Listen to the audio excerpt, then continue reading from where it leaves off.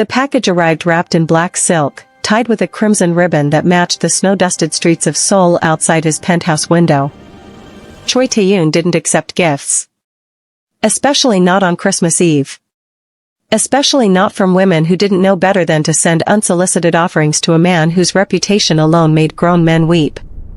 But when he opened it and found the handwritten note, something ancient and violent stirred in his chest. I heard powerful men enjoy receiving gifts they never ask for. Consider this my resignation, effective immediately. Merry Christmas, Mr. Choi. Respectfully, Nia. His hands crushed the paper. She was leaving. Welcome to Afrokorean Stories, besties. Please like, share, and subscribe. My dream is to reach 1,000 subscribers before the end of this year. I believe together we can achieve. Thank you.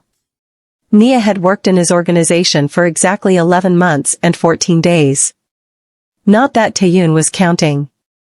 He absolutely was. From the moment she'd walked into his underground headquarters with her resume and her wildly inappropriate optimism, wearing a dress that celebrated every curve God gave her, speaking Korean with a melodic Nigerian accent that made his teeth ache, he'd been obsessed. She was his financial analyst. His numbers expert. The woman who sat 3 floors below him crunching data while he ran one of Seoul's most feared operations from the shadows. She had no idea who he really was. To her, he was just the cold CEO of a tech conglomerate. To everyone else, he was the ghost who controlled half the city's underground economy. And now she was leaving. The note said nothing about why, but he knew. Last week's Christmas party. The investor who'd cornered her near the champagne fountain, touching her arm, leaning too close. Tae-yoon had watched from across the room, his vision going red, his control fracturing. He'd sent men to escort the investor out. Permanently. But Nia had seen something in his eyes that night. Recognition. Fear. Understanding that her boss was more than he appeared. He pressed the intercom. His second-in-command answered immediately. Find her. Now. Sir, it's Christmas Eve. She's probably. I don't care if it's the second coming. Find Nia. Bring her to me. Unharmed. Anyone who touches her loses their hands. The line went dead. Tae-yoon stood at his window, watching snow fall over Seoul like ash, and tried to remember the last time he'd felt anything resembling panic. Nothing came. Because nothing had ever mattered this much. 2 hours later, his phone rang. We found her, sir. She's at Incheon Airport. Flight to Lagos boards in 40 minutes. Tae-yoon was in his car before the call ended. His driver knew better than to ask questions, just pressed the accelerator until Seoul became a blur of lights and speed. They made the airport in 23 minutes. He walked through security like he owned it, which financially speaking, he did.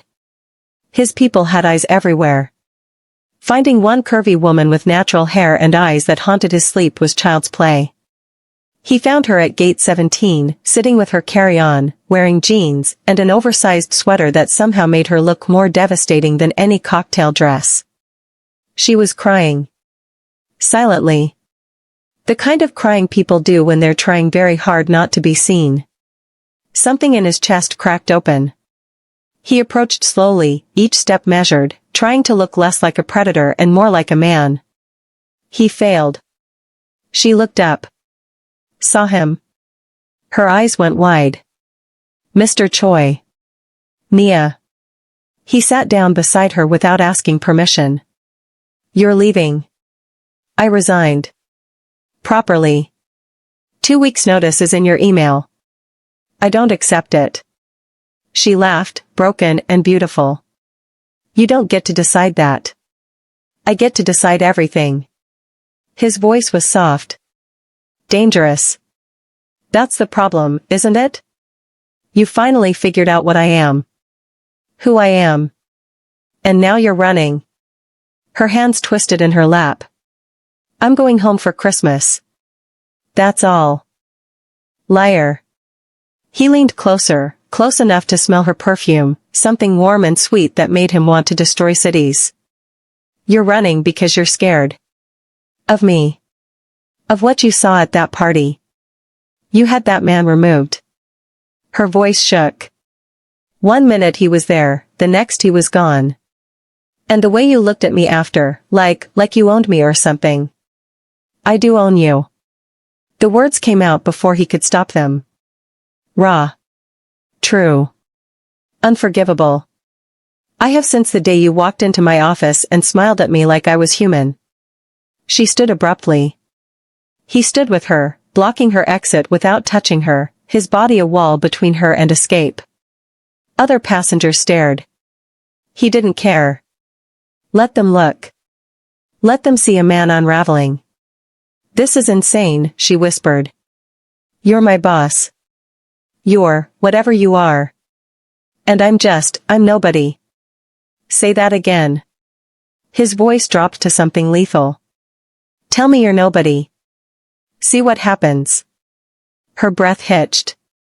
Taeyoon. First time she'd ever used his name. It sounded like prayer and curse and salvation. He stepped closer, crowding her space, giving her nowhere to go but into him. That investor touched you.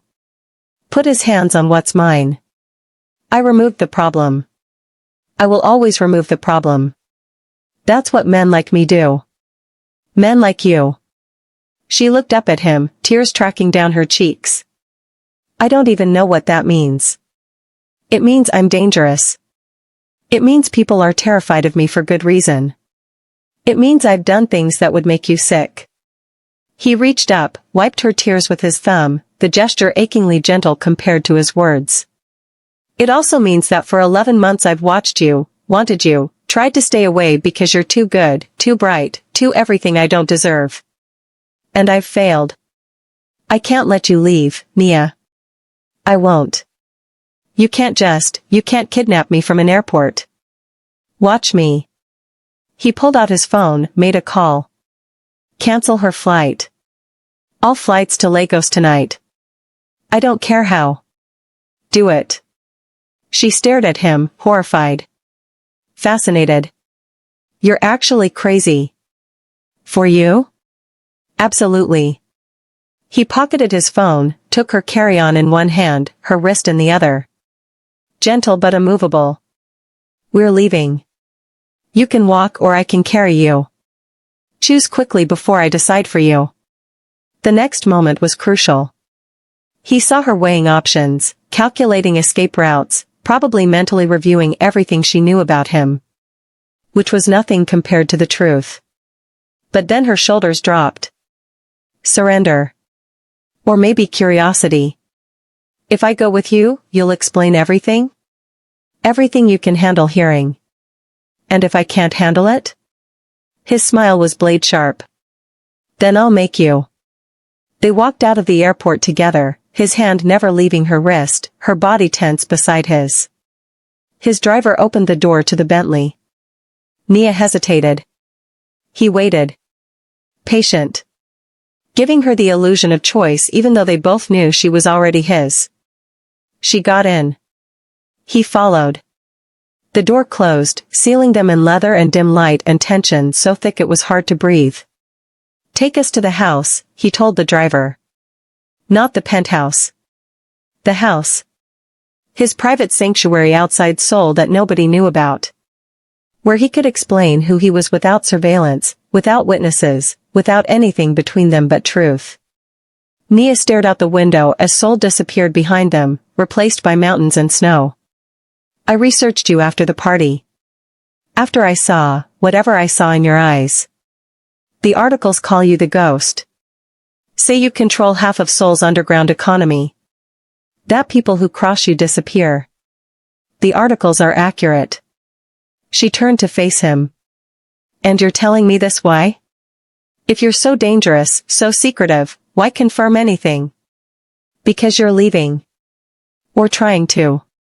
And I've realized something tonight. He shifted closer, until his thigh pressed against hers, until she had to tilt her head back to meet his eyes.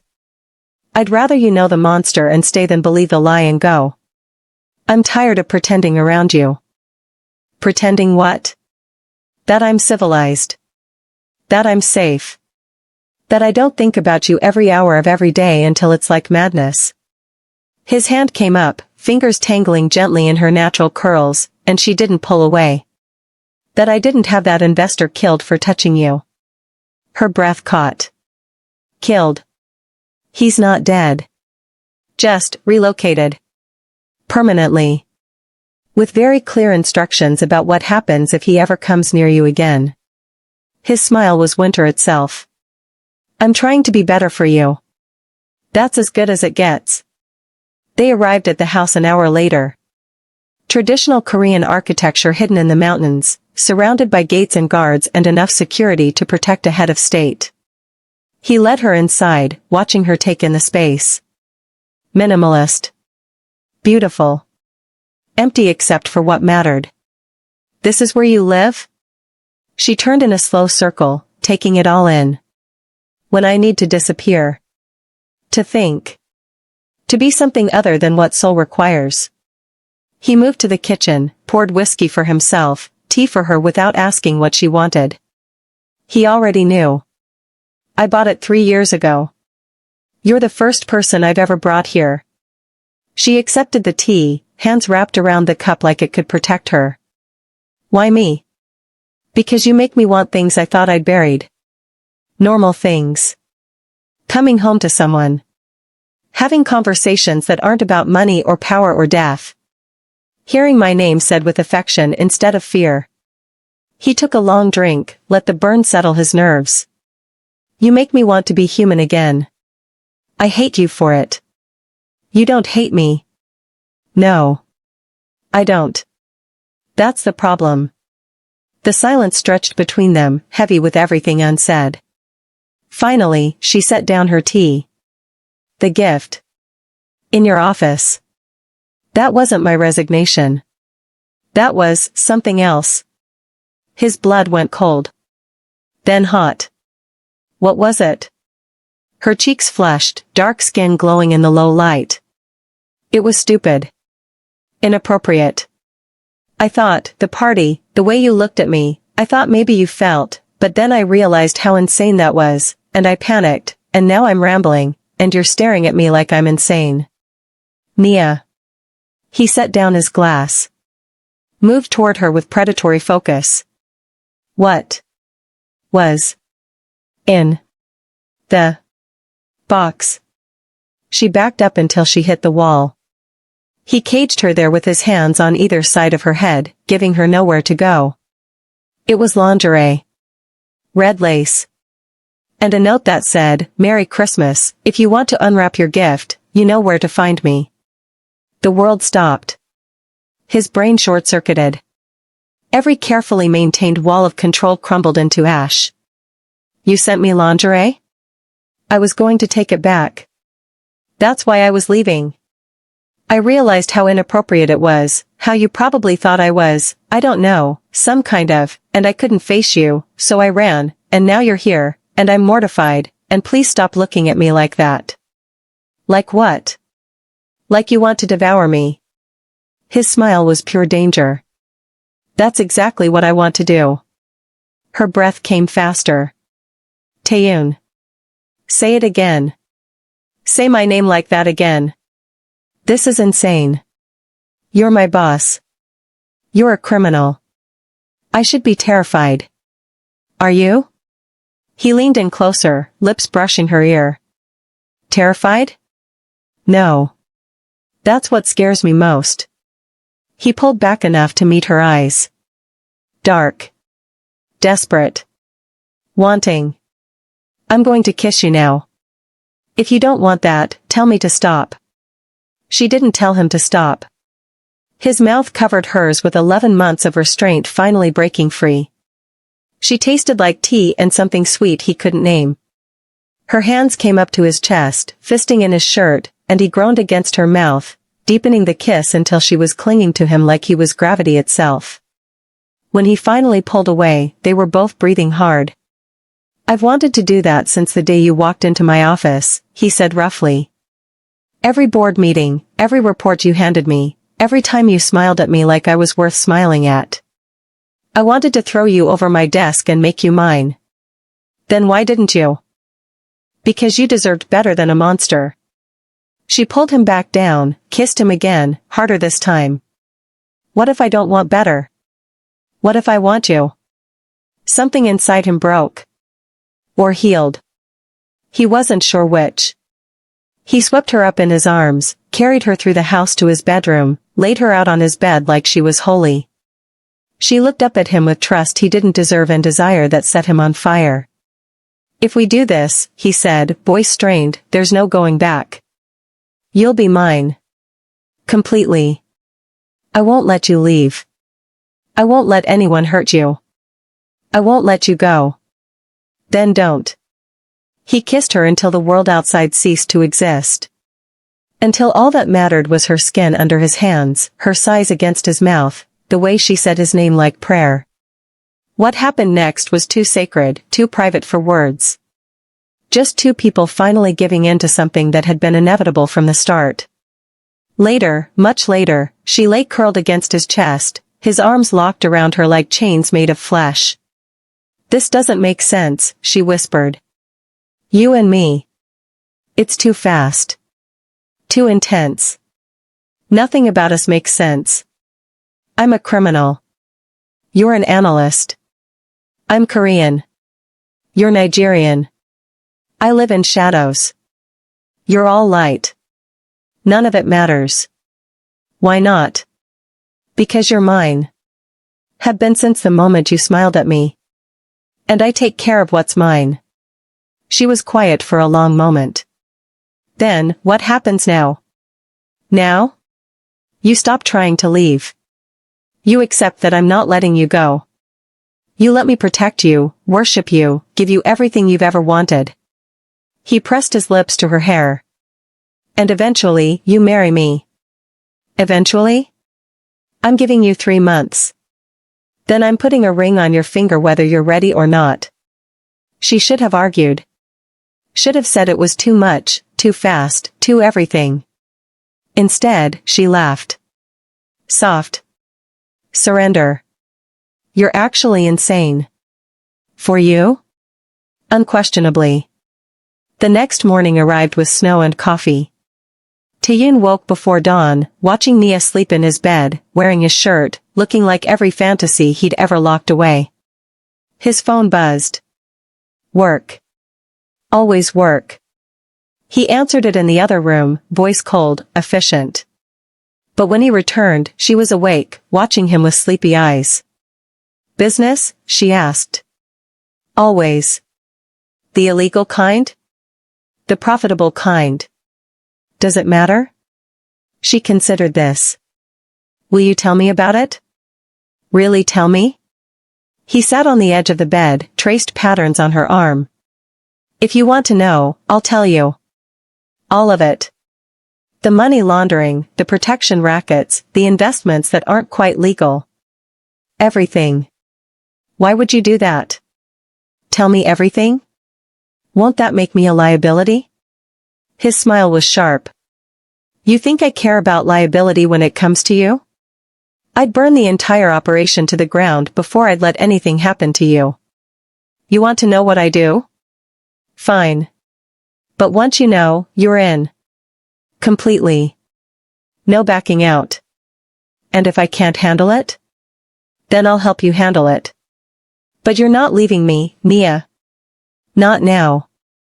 Not ever. The following week was surreal. Christmas passed in a blur of snow and confessions. Taeyoon explained his organization with clinical precision.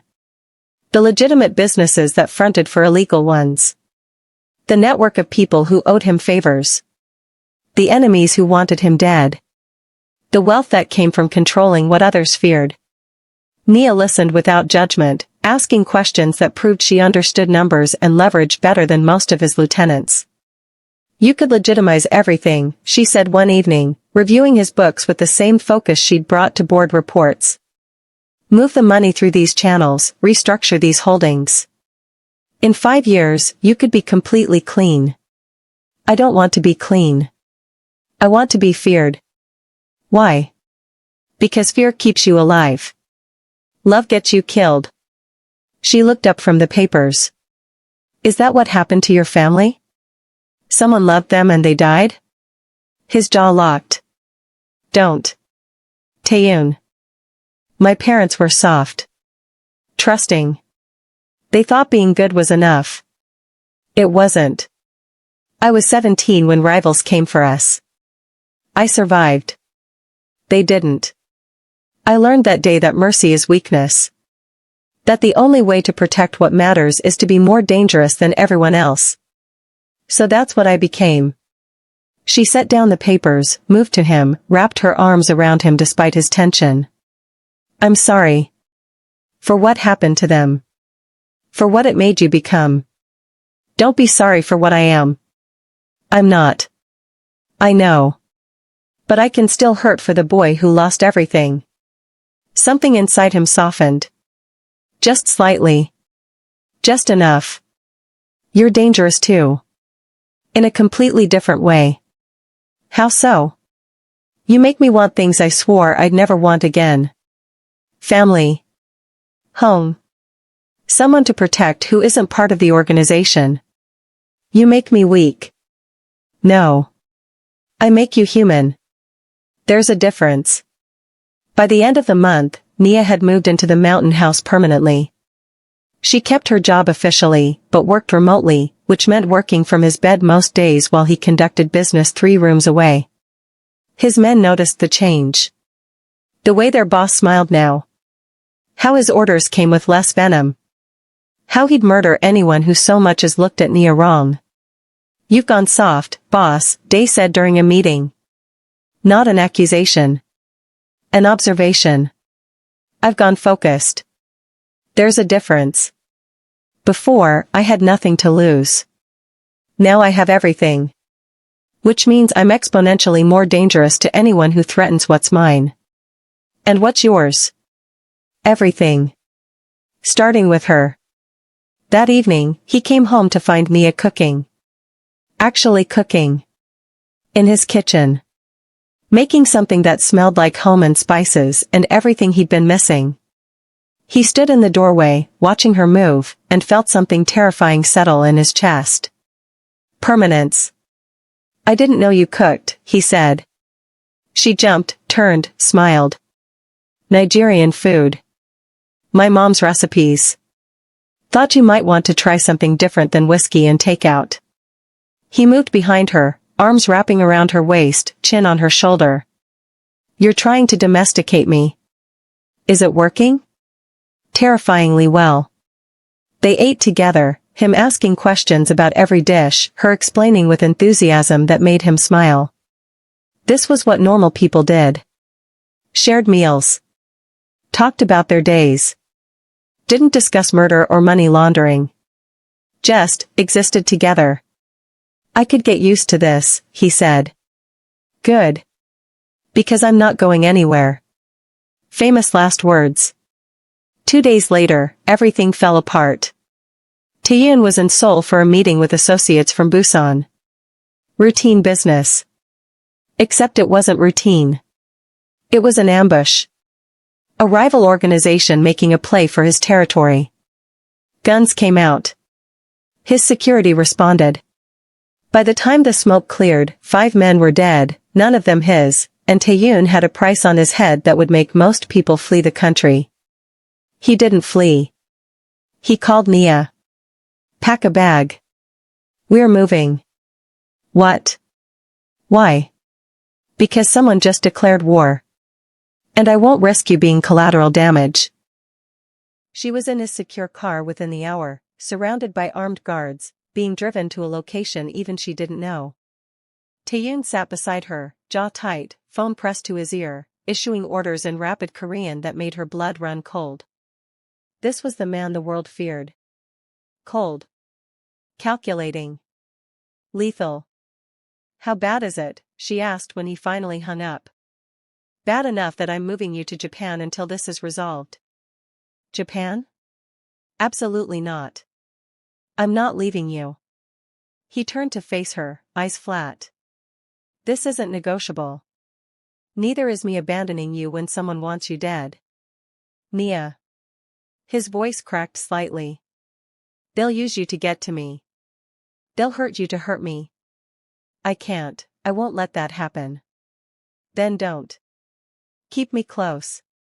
Protect me. But don't send me away. The argument continued for 3 days while they holed up in a safe house in Gangnam. Taeyoon's organization worked around the clock to identify the threat, eliminate it, send messages written in blood about what happened to people who came for the ghost. Meanwhile, Nia watched the man she loved transform into something darker. He barely slept. Barely ate. Just planned and strategized and prepared for war. You need to rest, she said on the 4th night, finding him in his office at 3 a.m. I need to keep you alive. I am alive. I'm right here. Safe. For now. But these people, they're not like the others. They're organized. Well-funded. Connected. If they get their hands on you, they'll do things that will make me beg them to kill me instead. She moved behind his chair, hands on his shoulders, kneading the tension there. Then make sure they don't get me. But don't push me away thinking it'll keep me safer. That's not how this works. He pulled her around, into his lap, buried his face against her neck. I don't know how to do this. Care about someone this much. It's like being flayed alive. Welcome to love. It's terrifying. I hate it. No, you don't. No. I don't. He lifted his head, eyes burning. I love you. Which is worse? Because love means vulnerability. And vulnerability gets people killed. Or it makes you fight harder. Love isn't weakness, Taeyoon. It's why you'll win. He kissed her then, desperate and claiming, like he could absorb her into his skin if he tried hard enough. What followed was hours of them together, reconnecting, reminding each other why they were fighting. By dawn, he was calmer. Focused. Ready. The resolution came 2 weeks later. Taeyoon's people found the organization's headquarters, their financial backers, their entire structure. What happened next was surgical. Efficient. Brutal. By the time it was over, the threat was eliminated, the message sent, and Seoul's underground knew with absolute certainty that the ghost's woman was untouchable. It's done, he told her, coming home covered in someone else's blood, exhaustion carved into every line of his face. Done meaning? Meaning the people who threatened you don't exist anymore. Meaning I can breathe again. She should have been horrified. Should have run from the violence, the casual way he discussed ending lives. Instead, she pulled him into the shower, washed the blood away, held him while he finally let himself break. Just slightly. Just enough. I thought I'd lose you, he whispered against her hair. You won't. Ever. I'm here. Promise me. I promise. The next morning brought peace. Fragile. Temporary. But peace nonetheless. Taeyoon woke with Nia in his arms, sunlight streaming through windows, and made a decision. He called Dae. I'm out. Sir? The organization. I'm stepping back. You're taking over. Silence. Then, because of her? Because of her. Because I want to wake up like this every morning without wondering if today's the day someone uses her to destroy me. Because she makes me want normal. And I'm choosing that. The others won't let you just walk away. Watch me. I'm keeping my investments. My legitimate businesses. Everything clean. The rest is yours. Anyone who has a problem with that can take it up with me personally. No one took it up with him. The ghost had earned his retirement. By the end of February, Taeyoon had restructured his entire life. Legitimate business dealings. Consulting for organizations that needed his particular expertise. Investments that would keep him wealthy without keeping him criminal. And through it all, Nia. Building a life together. Making plans. I want to show you something, he said one evening in March. 3 months exactly since that Christmas Eve. He drove them to a property overlooking the Han River. Traditional Korean house with modern updates. Huge kitchen. Office space. Bedrooms for a family they hadn't discussed yet but both wanted. What is this? Nia asked, walking through the space. Ours. If you want it. I bought it last week. Thought maybe we could, if you're ready, make it official. She turned to face him. Official how? He pulled out a box. Small. Velvet. Expensive. I told you 3 months. I'm a man of my word. Taeyoon. Marry me, Nia. Make me human. Make me yours. Let me spend the rest of my life proving I'm worth the risk you took. She was crying. Laughing. Nodding. Yes. Obviously yes. You insane, romantic, reformed criminal. Yes. He slid the ring on her finger. Diamond and sapphire. Traditional and modern. Like them. I love you. More than power. More than fear. More than anything. I love you too. Even though you're absolutely crazy. Especially because I'm crazy. For you. They were married 6 weeks later. Small ceremony. His people. Her family flown in from Nigeria. Everyone watching in disbelief as the ghost pledged his life to a woman who'd tamed him with nothing but love and refusal to let him push her away. The reception was beautiful. Traditional Korean and Nigerian elements blended together. 2 cultures. 2 lives. 1 future. Did you ever think this would happen? She asked during their first dance. Never. I thought I'd die alone. Probably violently. Then you sent me lingerie for Christmas and broke every rule I'd ever made. Best Christmas gift ever? Only one that mattered. 6 months after the wedding, Nia missed her period. Then another. The test was positive. She stared at it in disbelief, joy, terror. When Taeyoon came home that evening, she was sitting on their bed, test in hand, tears streaming down her face. What's wrong? He was beside her instantly. Are you hurt? Did something happen? She handed him the test. Watched his face transform. Shock. Joy. Fear. Wonder. We're having a baby. You're pregnant? 3 months. I think. The doctor can confirm but, yes. We're going to be parents. He pulled her into his arms, held her so tight she could barely breathe. I don't know how to be a father. My own was, he wasn't, I don't know if I can. You can. You will. Because you love me. And you'll love them. That's all that matters. What if I mess them up? What if I'm too broken? Then we'll be broken together. But Taeyoon, you're not broken. You're healing. And this baby, they'll get to see the man you've become. Not the ghost. Just their dad. He kissed her forehead, her cheeks, her lips. I'm terrified. Good. Me too. We'll figure it out together. The pregnancy was smooth. Nia glowed. Taeyoon hovered. His people joked that their former boss had become completely domesticated, attending birthing classes, reading parenting books, installing car seats with the same focus he'd once brought to hostile takeovers. By the time their daughter was born in early spring, Taeyoon had transformed completely. From ghost to father. From feared to loving. From isolated to utterly devoted. She's perfect, he whispered, holding their daughter for the first time, this tiny human who'd already stolen his entire heart. She is. Just like her dad. I'm not perfect. You are to us. They named her Jimin, Grace. Because that's what she represented. Grace neither of them deserved but both had received. And as Taeyoon watched his wife and daughter sleep, he understood finally what mattered. Not power. Not fear. Not control. Just this. Family. Love. Home. A year later, they were hosting Christmas Eve dinner.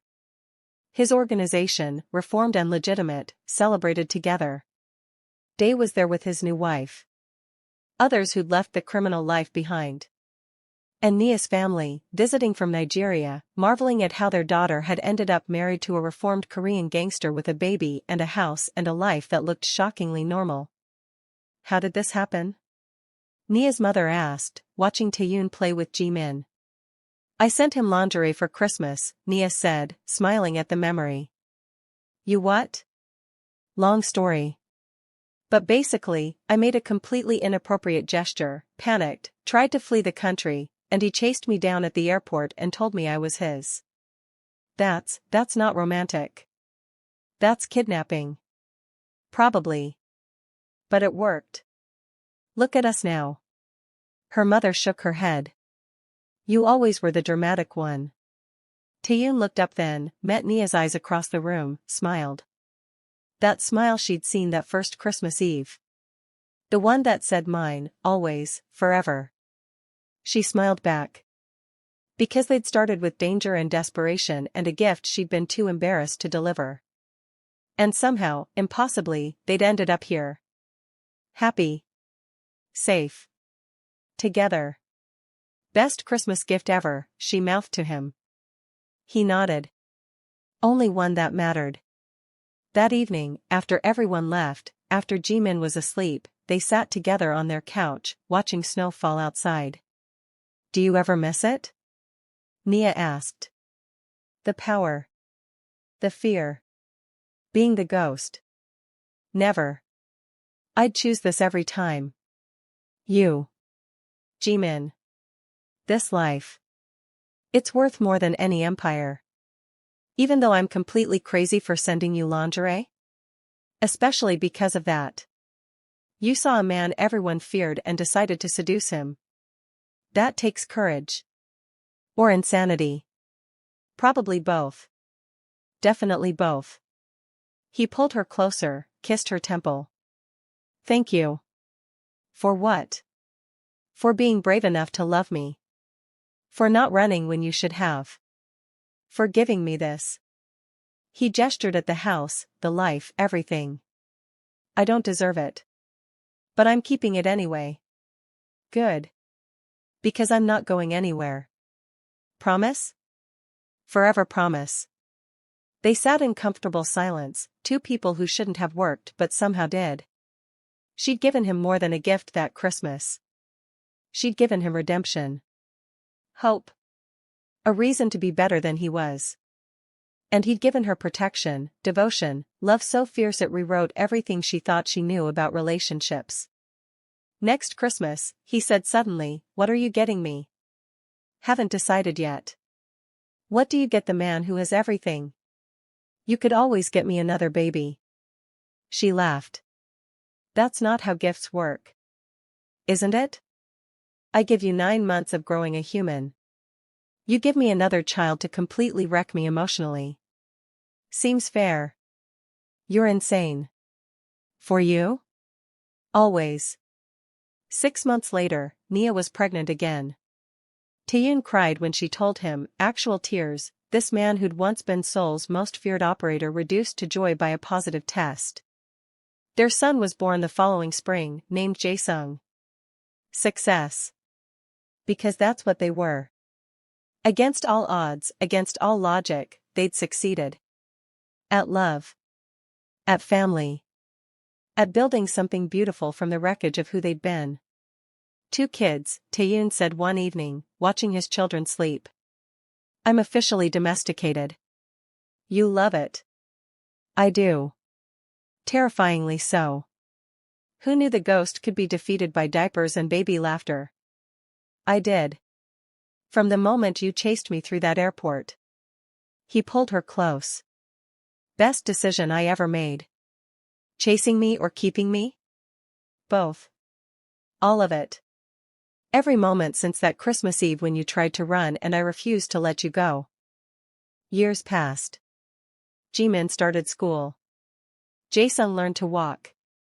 Taeyoon's legitimate businesses thrived. Nia's catering company, started 2 years after Jimin was born, became one of Seoul's most sought after. They built an empire together. Legal. Successful. Theirs. And every Christmas Eve, they celebrated the anniversary of the night that changed everything. The night a woman was brave enough to send an inappropriate gift. The night a man was desperate enough to chase her. The night love conquered fear and danger and everything that should have kept them apart.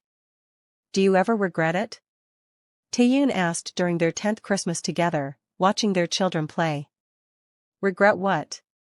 Sending you lingerie? Getting chased through an airport? Marrying a reformed criminal? Any of it. All of it. She looked at him. This man who'd been terrifying and became tender. Who'd been dangerous and became devoted. Who'd loved her so completely that he'd rebuilt his entire life to keep her safe. Not even a little bit. You? Never. You're the only good decision I ever made. Just one? The only one that mattered. They kissed then, surrounded by family and laughter and the life they'd built. And Nia thought about that girl she'd been. Scared. Running. Trying to escape from feelings too big to name. She thought about the gift she'd almost taken back. The flight she'd almost boarded. The life she'd almost lived without him. And she was grateful. For courage she didn't know she had. For a man who'd refused to let her go. For Christmas Eve 10 years ago when everything changed. I love you, she whispered against his mouth. I love you more. Impossible as that seems. Not impossible. Just us. Just us, he agreed. And that was enough. More than enough. It was everything. The end came not with danger or drama, but with peace. With children growing. With businesses thriving. With love that had started dangerous and desperate and ended safe and sure. They'd beaten the odds. Survived the fear. Built something that shouldn't have worked but somehow, impossibly, perfectly did. And every Christmas, they told their children the story. How mom sent dad an inappropriate gift. How dad chased mom through an airport. How love conquered everything. The kids would laugh, mortified and delighted. And Taeyoon and Nia would exchange glances. Remembering. Grateful. Because sometimes the best love stories start with the worst decisions. Sometimes running toward danger is safer than running away. Sometimes the most inappropriate gift is exactly what someone needs. And sometimes, just sometimes, loving a monster makes him human again. That was their story. Written in risk and reward. In fear and courage. In a woman brave enough to love darkness and a man desperate enough to choose light. It wasn't perfect. But it was theirs. And that made it everything. Merry Christmas, she'd written in that first note. If you want to unwrap your gift, you know where to find me. He'd found her. Kept her. Loved her until the ghost disappeared and only the man remained. And she'd loved him back. Fiercely. Completely. Without reservation or fear. 2 people. 2 cultures. 1 impossible love. And a Christmas Eve that changed everything. The end. What did you think, besties? A woman sent Christmas lingerie to her boss and ended up married with babies and a reformed criminal husband. That's the kind of chaos we love to see. If this story gave you all the feels, smash that like button, drop a comment telling me your favorite moment, and subscribe so you never miss another Afro-Korean love story. Because we're just getting started with these impossible romances that somehow always end in happily ever after. See you in the next one, and remember, sometimes the most dangerous gift is your heart, and the bravest thing you can do is give it to someone who'll protect it forever.